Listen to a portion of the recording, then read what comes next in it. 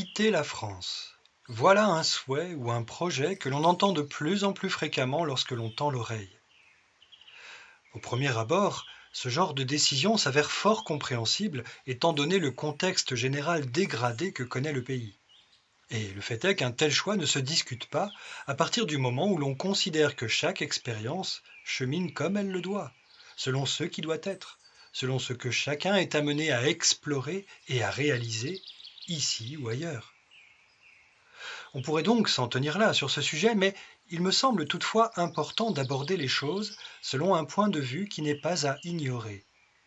Je m'adresse ici particulièrement à toutes celles et ceux qui s'inscrivent dans un chemin de réalisation et qui, parce qu'ils se demandent peut-être quelle doit être leur juste place, ont à entendre des considérations leur permettant soit de nourrir leurs réflexions, soit de leur apporter des confirmations sur ce qu'ils ressentent profondément.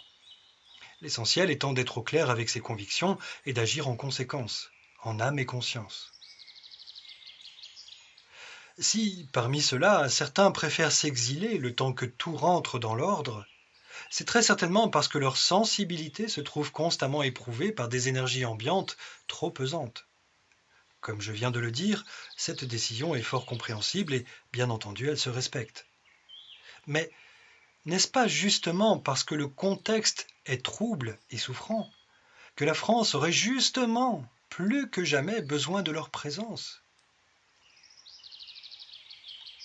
Il est tout d'abord à considérer qu'à partir du moment où l'on veille à l'épanouissement de son chemin d'authenticité et de souveraineté, qu'à partir du moment où l'on fait valoir son libre arbitre, ainsi que le droit absolu à vivre son expérience dans une forme consciente respectable, et donc dans un laisser-être respecté, on constate directement les effets concrets de ce qui est appliqué.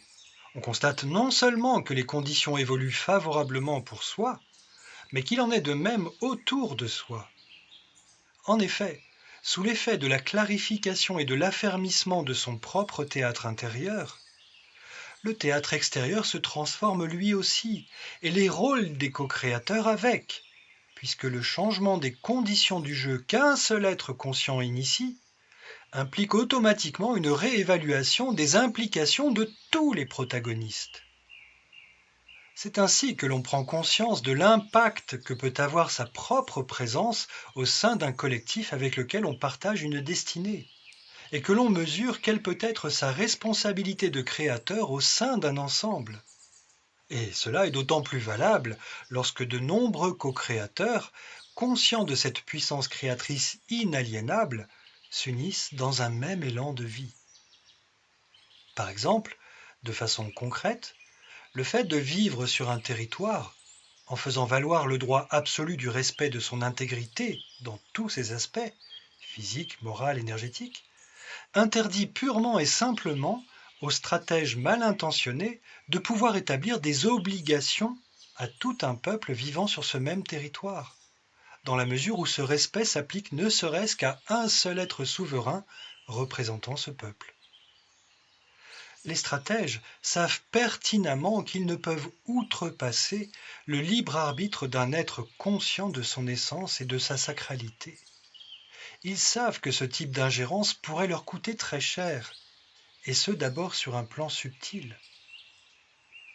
Sur Terre, les humains amnésiques se permettent volontiers de pratiquer l'ingérence, n'hésitant pas à bafouer la sacralité de la vie, parce qu'ils ne se rendent même pas compte du tort que cela engendre d'abord pour eux-mêmes.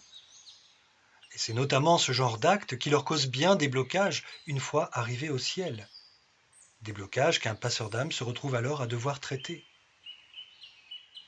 On remarquera que dans les dimensions plus subtiles, où les retours de bâton tiennent de l'évidence et sont très rapides, tout le monde se tient à carreau. La seule possibilité qu'il reste aux stratèges opportunistes, conscients de cette relation de cause à effet, c'est la puissance de l'influence qui peut permettre d'amener quelqu'un sous la pression à accepter ce qui était jusque-là contre son gré. L'usage de la peur de la sanction, du jugement, du bannissement, de la souffrance, voire de la mort, est ce qui reste à ces manipulateurs pour espérer faire plier un collectif défini et ce afin que ce dernier en vienne de lui-même à prendre la direction désirée. Tout cela évidemment pour son bien, pour sa stabilité, pour sa santé, et pourquoi pas tant qu'à faire, pour son salut.